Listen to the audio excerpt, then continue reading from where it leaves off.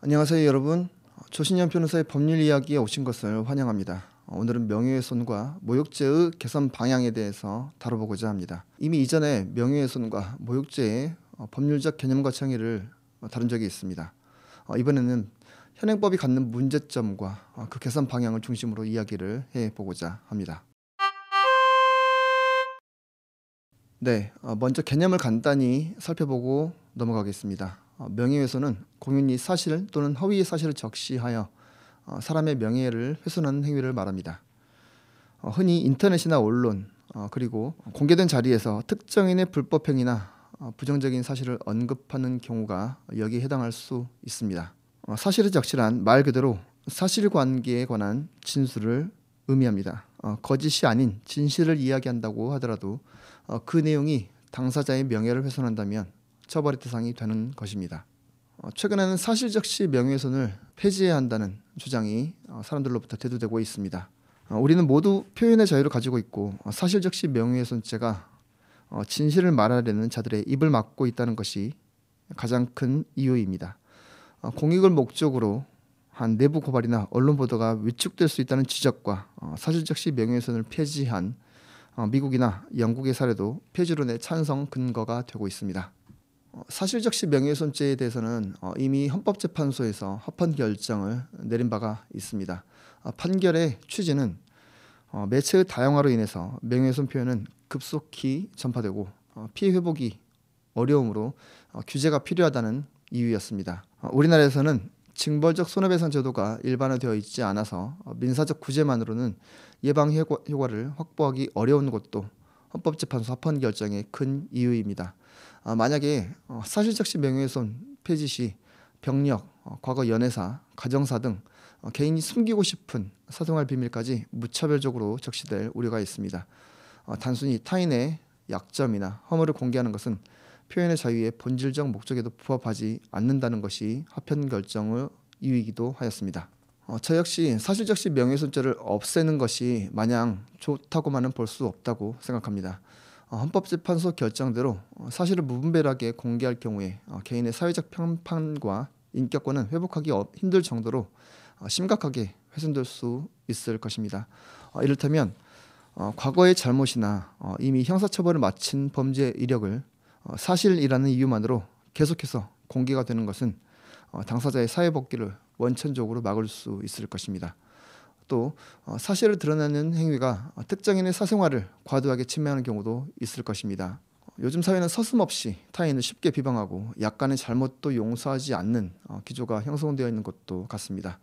사실적시 명예훼손죄가 폐지된다면 사실 전파를 명목으로 단순히 누군가의 명예를 헐뜯기 위해서 수단과 방법을 가리지 않을 가능성도 배제할 수 없을 것입니다. 몇 마디 말이 사람의 목숨까지 좌지우지 되는 시대에 사실을 전파하는 모든 행위에 대해서 면죄부를 주는 것은 신중해야 한다고 생각합니다. 사실적시 명예훼손죄 폐지 주장이 대두되는 이유는 어쩌면 이 명예훼손 처벌 조항이 결국 범죄자 감싸기, 부정부패 감싸기로 활용되는 경우도 있기 때문이라고 생각합니다. 공익적 차원에서 부정부패 의혹에 대해서 여실히 밝혀지도록 해야 할 것인데 사실 부패 당사자들이 직접 내부 고발하지 않는 이상 심증만으로는 처벌할 수 없기 때문에 결국 그 활로는 여론이고 언론이 되는 것 같습니다. 그래서 표현의 자유를 좀 더 보장해달라는 취지에서 사실적시 명예훼손죄 폐지 주장이 나오는 이유 중에 하나로 이해하고 있습니다. 분명히 의미가 있는 주장이라고 생각합니다. 억울한 사람들이 기댈 곳은 결국은 여론이고 언론이기 때문이죠. 사회 전반에 퍼져 있는 불공정, 부정부패가 사회를 병들게 하는 듯합니다. 따라서 불공정, 부정부패에 대해서는 단죄를 할 필요성도 클 것입니다. 공공기관과 사법당국도 이러한 불공정, 부정부패 사안에 대해서는 단호하게 대처를 해주시기를 바랍니다. 다음으로 모욕죄에 대해서 살펴보겠습니다. 모욕죄는 공연히 사람을 모욕함으로써 성립하는 범죄로 공연성이 인정되어야 한다는 점에서 명예훼손과 공통점이 있습니다. 차이가 있다면 단순한 감정이나 경멸적인 표현 등 사실의 적시가 아닌 경우여도 상대방이 모욕감을 느꼈다면 처벌될 수 있다는 점입니다.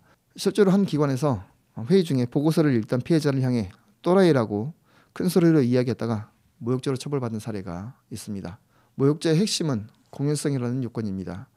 이는 불특정 또는 다수가 인식할 수 있는 상태를 의미합니다. 이 경우 전파 가능성이 있기 때문에 모욕죄가 성립한다고 보는 것입니다. 하지만 저는 모욕죄에 있어서만큼은 공연성을 엄격하게 따지는 것이 과연 타당한지 의문이 듭니다.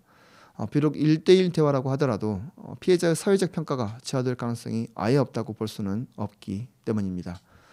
따라서 모욕죄에서만큼은 표현이 공개되었는지 여부가 아니라 그 표현으로 인해 피해자의 인격적 가치가 실제로 침해되었는지 여부에 초점을 맞추는 것이 좋다고 생각합니다.